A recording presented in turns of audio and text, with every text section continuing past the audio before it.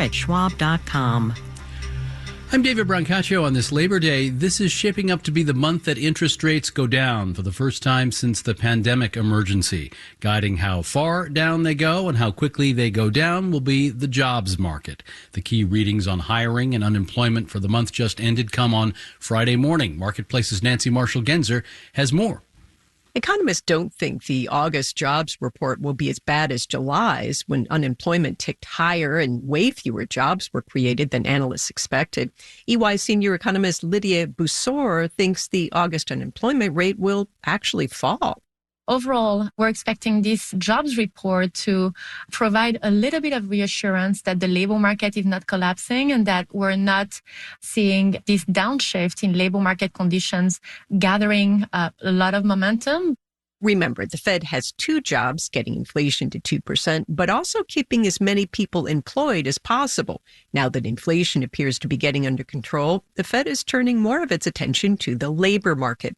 Boussor says even if we get a good jobs report on Friday, she still expects the Fed to cut interest rates at its September meeting because the unemployment rate has been creeping up over the past few months.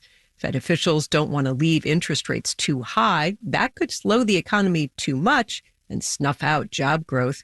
I'm Nancy Marshall-Genzer for Marketplace.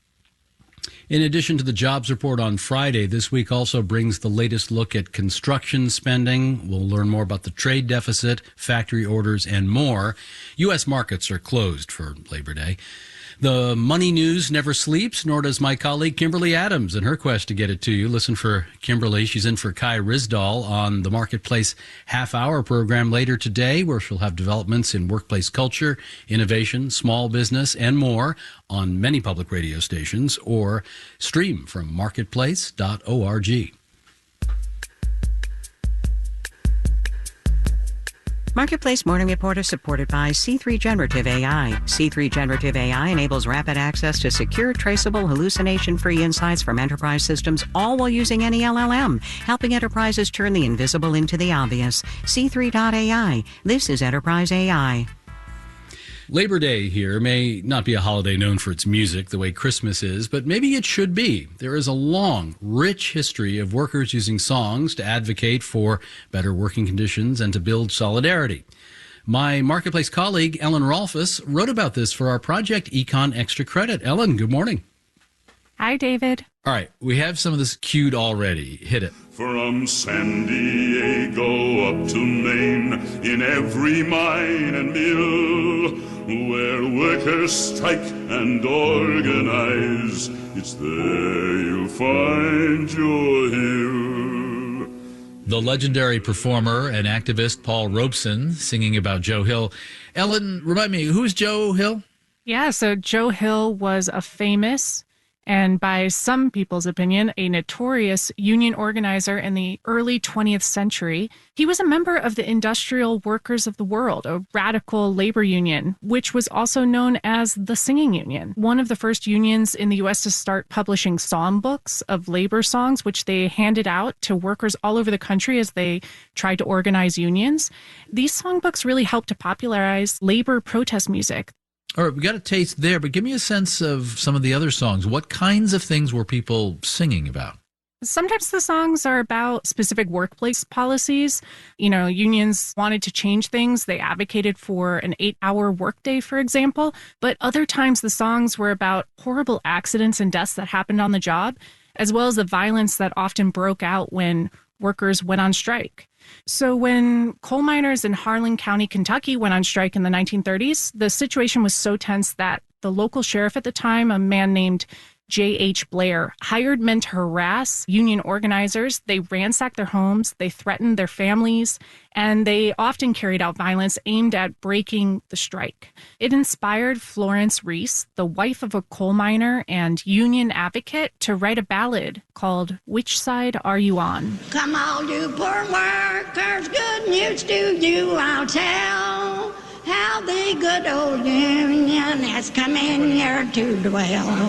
Which side are you on? David, I think what's so incredible about that song is it was written almost 100 years ago, but it is a song you will regularly hear at labor rallies and on the picket line today. Now, how have the songs been shared? I mean, it's a world that doesn't have Spotify playlists for so many decades. I guess you mentioned the songbooks, right? Yeah, many unions up until the late 60s, early 70s were publishing songbooks. And any time that protests or strikes occurred, workers would sing these songs to keep up energy, to share their message with people who were outside of the union, to build support for their causes. But, a lot of songs like Which Side Are You On also grew in popularity nationally as folk singers like Woody Guthrie and Pete Seeger began recording their own versions in the 40s and 50s.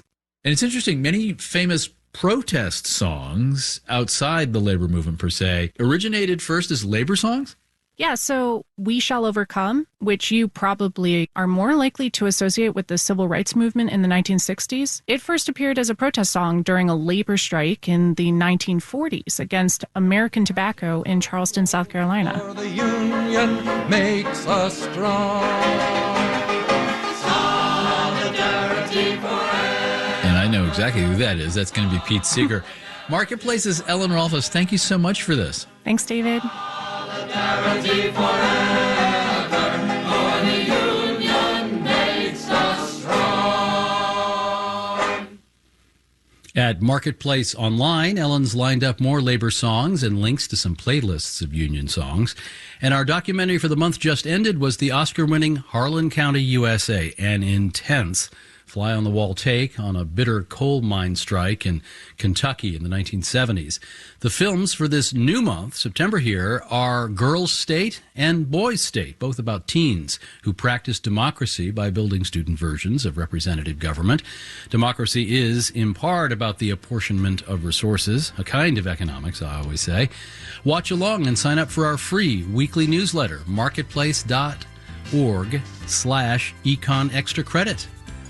I'm David Brancaccio with the Marketplace Morning Report from APM, American Public Media.